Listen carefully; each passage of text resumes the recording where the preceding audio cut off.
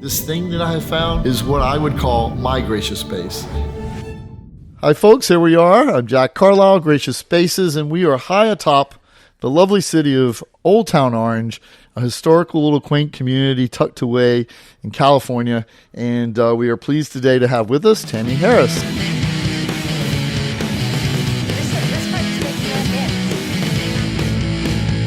Hello, Tammy. Hi, Jack. How Good to be are you? here. Great. I appreciate you taking the time out of your travels, let's say.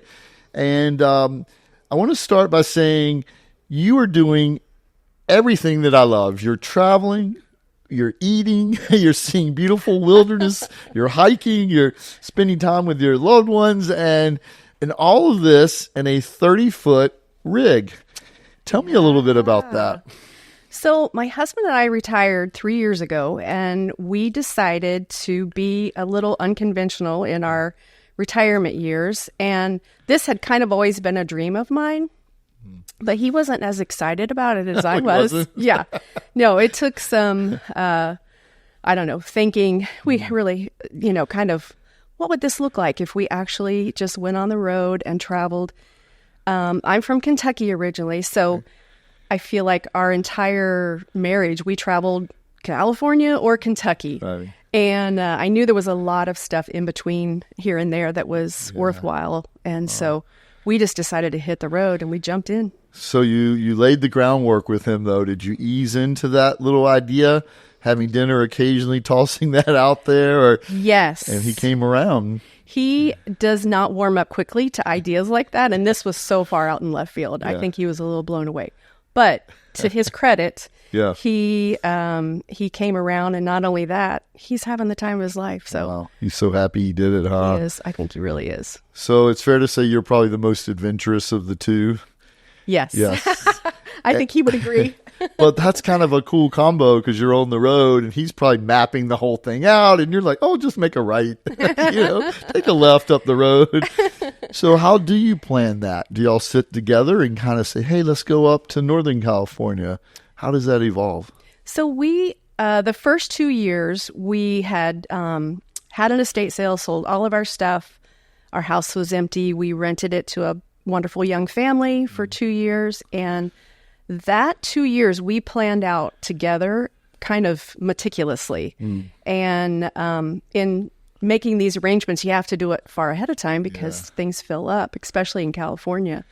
But meaning sort of the parks and the beach areas you would visit. Right, campgrounds and such. So we wanted to make sure we got good spots. And so we planned that all out on an app called RV Trip Wizard. And it shows you basically start with the high points that you want to hit, and then you go back in and kind of zoom in and maybe decide you want to travel 200 miles a day. And then you can see, oh, well, there's all these parks right in this area. So we kind of did that. Are you limited to some of these parks and how long they will allow you to stay there? Yes. Most places are 2 weeks, 14 days. That's actually a good amount of time, I would think. It's not bad. You can really get to know. And we actually prefer to really stay in an area long enough to get a feel for the surroundings and learn things about the community and stuff like that. Lay the land. Yeah. And then you're also pulling this 30-foot rig with a vehicle that you could take a detach and then go explore too. So that was a high value for us, is we didn't want to be like some of the ones that are motorhome type rigs. You can tow a car behind you if you want to, but we decided to do the trailer route. And it's a lot of work actually to do that, hooking up and unhooking and such. And my husband does the majority of it. So, but in the same way, it's worked out well for us. Yeah. But there's something also getting settled in a spot and just enjoying and soaking up that spot, and most places I would assume you park are going to have interesting things within that certain area where you can walk or Uber even these days type thing. Oh, yeah. Hike, trees. I have this like fascination with trees everywhere we go. Yeah. It's like the landscape just looks different. And that's really fun for me because I can always find some nature element, and pull a twig of this and pile up some rocks. And, I love to make, I don't know, our little picnic table look welcoming and cute. So a little entertaining component. Yeah. You're dressing out the table. I love that. Absolutely. Well, and not only you're taking the time to do that. You're doing something that's creative. You're using organic materials, and you're making your experience having a nice dinner even nicer by dressing up the table. Yeah. That's so cool. And that's what it affords you. If you can stay a week to maybe 14 days, is that downtime to just kind of explore the area, the landscape and I don't know, I've made some fun terrariums. I know you guys have some great models for that here, but it's fun to do that with stuff you find on the path. So let's say you're in an area, you've parked, you're settled in, and all of a sudden your neighbor to the left comes over and introduces himself and say, "Give me a tour of your rig, your home away from home." Mm-hmm. Walk me through a visual of what your inside this rig looks like. Well, it's like I said, it's 30 foot, and when you walk in, the bedroom is to your right, and there's a queen size bed in our bedroom. The restroom is right ahead. And then to the left, there's a really generous living space. It has table and chairs. Okay. I have a kitchen island, which is fun. That's basically what sold me on this unit. I'm like, I want that island. And some couple of recliners in the back and couch as well, and TV and fireplace. So I have my own fireplace. I'm like, all the amenities of a brick and mortar home. Exactly. What's not to love, except for the view of my front yard and backyard changes every couple days or every week. And what that's amazing that it does. Yeah. And so then, what about your alone time? Do you ever need your space? Yes. That's a great question. Yes. I mean, you're spending a lot of time with each other, and I'm sure you love each other dearly, but are there those moments? We've been married 40 years, so we are no stranger to needing our space. But I think one thing I appreciate about Randy is, like, when I'm making dinner, I love to cook, and it's a major process when I start cooking.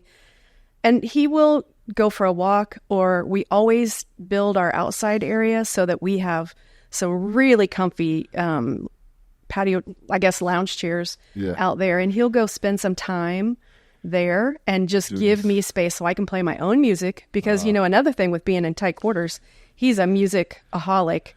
And so we don't always agree on what to listen to. Okay. So I can just do my own thing. What are the two genres what does he gravitate to in you?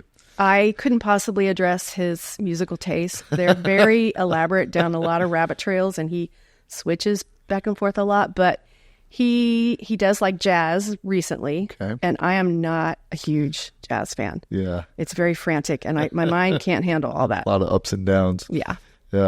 So you're here in the kitchen cooking. What does it take to provide your provisions for 2 weeks? Do you do a big Costco run? How does I would imagine, because you might run out of milk one day, and so how does that work with? So we do love to do a Costco run and get our staples. Costco runs sometimes are hard for just 2 people because the bulk quantity, but the things we use often, we'll stock up on. But one of the fun things is going to local farmers markets. Oh, there you go. Oh, my goodness. Love that. So many. And every town seems like, if it doesn't have it in that town, it's neighboring. Yeah. So we were just in San Luis Obispo and went to their Thursday night market, and so it was grand. Yeah, that's a really good one, too. It's a great one, and it's such an odd time to have it. You think of markets mostly on the weekends, but that's a really cool one.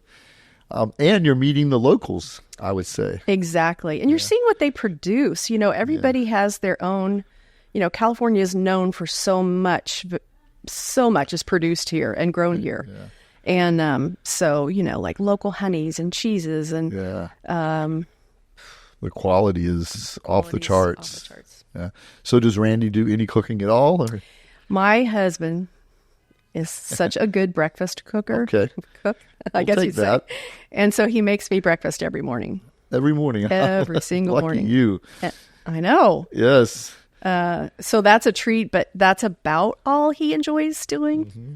I used to say when we first got married that he could make anything if it was wrapped in a tortilla. Yeah. But he's expanded a little bit since then, but I think I probably do most of the cooking. So you've got this fresh, organic, probably eggs from the farmer's market, chive, all the wonderful goodness. All the goodies. The tomatoes, local Yeah. homegrown tomatoes are one of my favorite things. And I brought my pasta maker with me in the travel trailer, and it's kind of Love that. overboard, but Why is that overboard? That's awesome. well, it's you have to travel light. Yes. And you make your choices very carefully about what you want to haul around.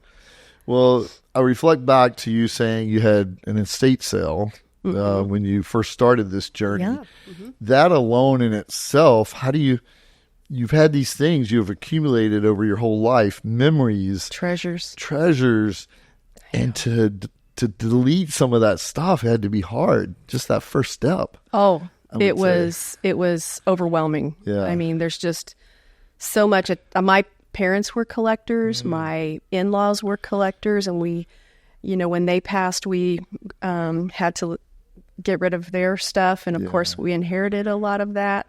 So I watched a lot of YouTubers on simplifying and decluttering. Yeah. And it literally was an emotional transformation. I for can't me. even imagine, especially things from generational things that have passed down. Yeah. And you're an old soul, I can tell. Oh. And those things meant a great deal to you.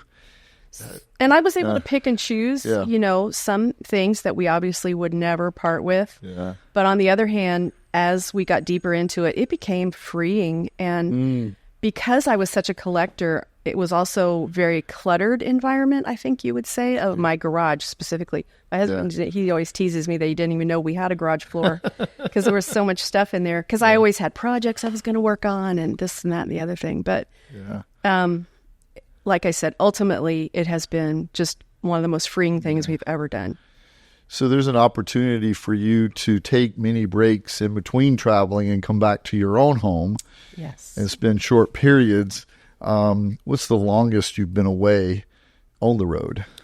We were in Texas for the cold months last year, January through June. Okay. And that was 6 months without seeing our kids and our grandkids. 6 months. And we knew that at the end of that period, we were coming home for several months because we went from a long-term tenant in our home to now like more of an Airbnb model. Okay. And so we were going to come back and transform our house and refurnish it. This is not financially the smartest way to go. Is like get rid of everything you own and then buy it again in 2 years. Well, you didn't know that was kind of going to be the path at that time. Right. It became important to us to have our space when we were home and have our kids and have Christmas together in their childhood home and those kind of things. Well, and you have a new baby in the family. New darling little granddaughter and 5 just amazing grandkids. So we're so blessed to have. How do you stay connected with those family members and friends while you're out there on the world in the world traveling? It's a challenge. We do a lot of FaceTime calls and we do. My daughter-in-law is so precious. She would call us when her and my son were doing their nighttime routine, their bedtime routine with our grandson. And so we got to listen to them reading him stories and watch what he's, all about during that time. And that was priceless. Yeah, absolutely. So, because those are the moments that you miss so much when you're away. But we try not to be away for any longer than a couple months now. We'll fly back and, that kind of. So you strategically place the rig in a storage unit. I mean, you map that out when you're planning your trip so you can get on a plane and come back. Yes, we did that multiple times.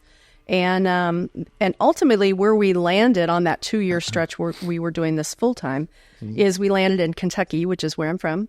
And we were able to park in my sister-in-law's driveway, Wow, how cool is that? which was fantastic. And then kind of use that as our hub as we got to see family and visit friends and all our crew back there. Do you have any of those family or friends that are just like, Tammy, you're crazy? What are you doing? Maybe. Because they don't get it, or yeah. Maybe. But I think for the most part, what we hear is that, oh gosh, that sounds really interesting. I would love to do that. Yeah. And then other people say, oh, no interest. They're very much homebodies. And I would say my husband was very much a homebody, but you converted him. I did. It was a miracle. I definitely think I could grab on to that lifestyle. I really do. I think the opportunity to meet different people and explore different cities and walks of life, and again, the food that you're going to come across. Absolutely. And just the stimulation it is, when you retire, it's a challenge to slow everything down. You're so used to going. Yeah. And, your child raising years, we had, just more than we could handle sometimes of activity and going here and there. But when you retire and all that's kind of trickled down more so, I was maybe not afraid, but I was really concerned that we would not stay stimulated. Yeah. And it's this has like been so golden for us. So many memories that we've made together we wouldn't have had the chance to do otherwise. And do you have friends and family that will come visit you guys on the road as well? Yes. Okay, that's cool. Especially fun. Yeah. Yeah, we had we wanted to go see a band in Indiana, and my niece and her friend came up and stayed the weekend with us, and we just had a ball. So. And see, that's what you're doing. I wouldn't even thought, gosh, let's look who is playing in the area. I mean, you're just not just exploring and hiking, you're seeing bands in other cities. Some of your favorite musicians and artists, and art exhibits you probably have an opportunity to go visit. Absolutely. Botanical gardens. There are some of the most beautiful gardens. One in Illinois stands out. I wish I could remember the name, but stunning property, and we stumbled upon it. Yeah. We didn't even realize or think to initiate something like that. But that's the best, right? It's the best part. So many surprises, like when you pull out. Sometimes I either go on Instagram and I'll do a hashtag with the town's name, like Paso Robles, we just were in. Yeah. And see what kind of businesses come up and what kind of opportunities are in the area. So. Do you find there's any limitations to what you're doing as far as the distance you can go without having to unplug the rig to the Ford, or limitations as far as like what you can bring back or souvenirs or I think we appreciate a travel day that's under 5 hours. Okay. So we like to leave early in the morning and get there around 2. So we try to limit it to like 200, 250 miles per travel day. Yeah. That just works well for us. I would imagine any length further than that, you do get a little tired of the driving. Then you get where you're going. You can't really enjoy where you're going. Yeah, you do. Yeah. There's a lot of work involved in packing up. You basically pack up your whole house to where nothing's going to shake loose, because it's, when you're on the road, it's like an earthquake back there. Yeah. And bring what I'm thinking right now, right? What's that? Lucille Ball in the long trailer. Not everyone's going to remember what that is, or even Lucille, but yeah, they have that trailer and she's back there and everything's askew. Yeah. Yes. But, and that's, that's happened to us. We've had some losses, as a result of that. But like, and then we forgotten to tie it down, or cabinets come open, or if the road is bumpy, you can't anticipate what your travel day is going to look like. So sometimes things shift in unlikely ways, and you open a cabinet, you don't realize how much has just come undone. Right. So there's some comical moments in that regard. So you were up in the Paso Robles area. What's next on your list? Where are you headed? So we're here until after Easter this year. We get to spend the month of March with our family, and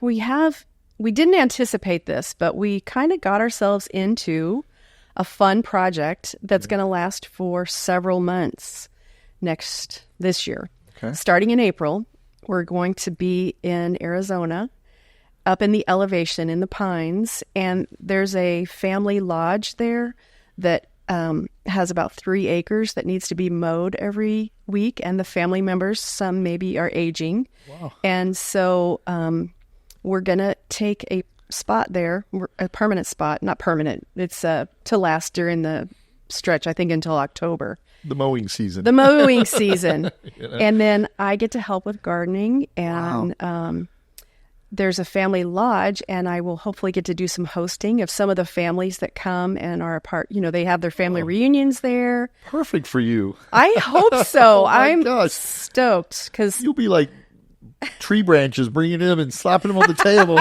decorating. And whether they ask for it or I can not, see it that's now. not always a great part of my personality. Pine cones everywhere. And how did that come about? That's pretty cool. It's a weird situation. We stumbled upon it, really. And we wrote them. It was a Facebook post. Okay. And there are groups that travel like us, but they're work campers. So they may go do the beet harvest or several different opportunities around the country to be a part of something that's temporary work. Yeah. But typically they give you an RV spot for free. And then you stay and you meet people and you become a part of that, you know, work, whatever it is that they're doing. Yeah. So we responded to this ad, and I said, hey, my husband and I are retired. We have no experience in, you know, maintaining this property, basically being a groundskeeper. I said my husband was a pastor for, 30 years. And, but we have maintained our home and we know how to change a sprinkler head. Would you consider us? Wow. And we had several conversations back and forth, and they're a delightful family. Huh. This is part of their family heritage, this lodge, and it's private. It's not even advertised on like Airbnb or anything. So that's so cool. We got the job. So. Well, and they're thinking, okay, anyone who can come forward and admit they've never done this in their life are probably okay people. Yeah. They're very transparent. So. Yeah, come on over. So it's 10 to 15 hours of work a week. And then we basically will stay there, and it's right on a creek. So there's fishing, there's trout fishing, and it's in the Tonto National Forest. Living the life. That's... Who wouldn't want to? We all work so hard in our day to day. You just must be beside yourself in this. Do you ever see it stopping? Of the travel? Yeah. I hope we can do this for many, many years. Yeah. I really do. I think for me and my personality, or I love change. Some people are reserved about change, but I really appreciate this change of scenery and just getting to know. It's just been it's added a richness to our life, and especially our retirement years. It's added a richness to your life. That's fabulous. And so any words of wisdom for someone who is thinking about doing this, reservations about doing this, wanting to slide it into their loved one? Let's do this. Well, I think one of the biggest surprises for me and for us is how many people are doing this full time. Yeah. And I think full time's not for everybody. I'm really glad we didn't sell our home and not have a place to come back to, because we're anchored here because of our kids and our grandkids and friends. But the ability to, get out and do it, start where you are, whatever you have. We had a pop-up tent when we first started. Now we didn't camp full time in that, but just start with whatever you have and go for it. Lots of folks doing it. Yeah. There's so many, we live in a place, all of America, there's so many opportunities around us with national parks and campsites. It would be easy, I would think. To take that first step, to find a place to go. Yeah. And so I would assume with this world you're in and a lot of people doing it, are there avenues to connect with other people that are doing the same thing, or like you can't find a campground, but you need a place to stay? How does one venture outside of the normal? Is there social media outlets? You mentioned Facebook to come across these things. Oh gosh, there's so many groups that plan excursions, and they'll meet up in a certain location. We actually went to a rally that was for Grand Design. Our trailer is made by the manufacturing Grand Design. Okay. And so all of the Grand Design owners got together in Kanab, Utah under the beautiful starry skies and just had the best time. Wow. And it's fun because we learn so much. We learn and are challenged from other people.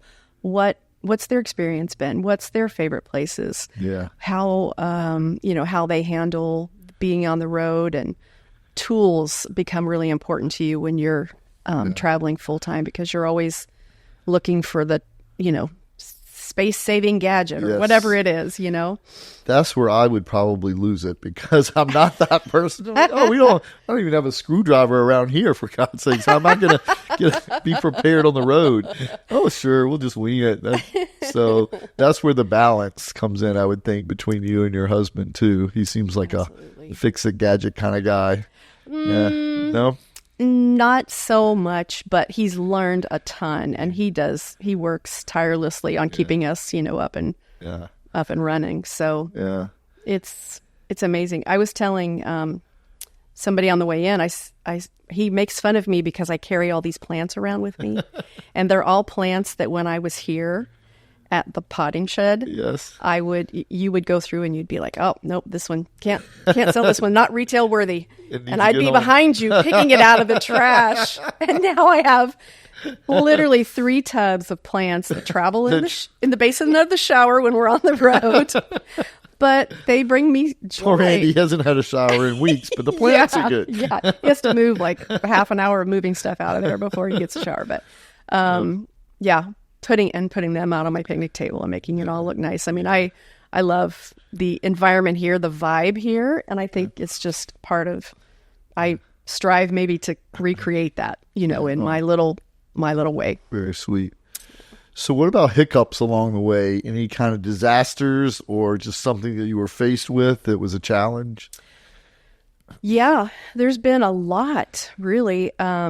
We just left Central Coast to come back down here to Orange County, and our battery died, and we were like, it's a 3-year-old truck, and we were not expecting the battery to go, so we were delayed 5 hours, which put us into LA traffic with towing the trailer.